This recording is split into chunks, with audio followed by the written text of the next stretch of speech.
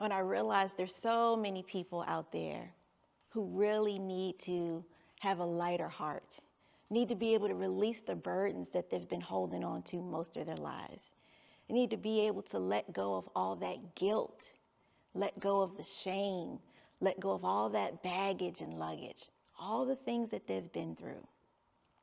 I remember one day sitting in my therapist's office, having a conversation with him, and he said, Rhonda, people like you typically aren't that successful. People who have been through a lot, many of them turn to negative coping skills.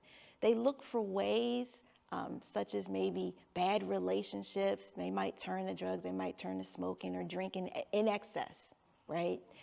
And so he said, but I think people would be inspired by your story. I think you should begin telling your story.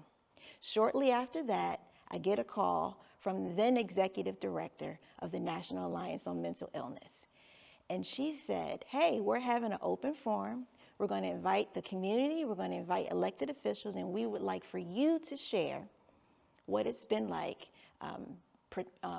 dealing with mental health issues and then deciding to prioritize your mental health. Now, after I got that call, the first thing I thought is, wait a minute, you want me to speak about this in front of people?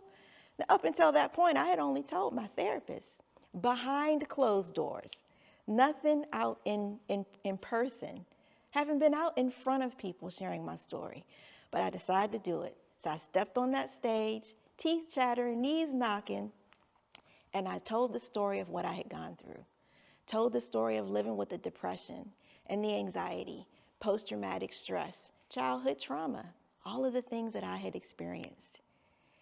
And my goal was, Rhonda, get up there, tell the story, and then make a beeline for the door. As I was walking towards the door, I had a woman come up to me and say, thank you so much for sharing your story. It's really helped me in my relationship with my daughter. I had a police officer come up to me and say that he wanted me to help talk to his cadets. And I had a magazine editor come up to me and say she wanted to feature me and my family in her next edition of her magazine, which was a mental health publication. It was at that moment that I realized that the transparency of me sharing my story was very impactful to other people. That was also one of the reasons why I wanted to have a platform where I could help people, support them in doing the same. So again, on the Dr. Rhonda Show Presents, I invite people to my platform. People who are entrepreneurs, people who are storytellers, coaches, authors, and the like, for them to be able to get more exposure, get their story out to the world so they can help heal hearts, one story at a time.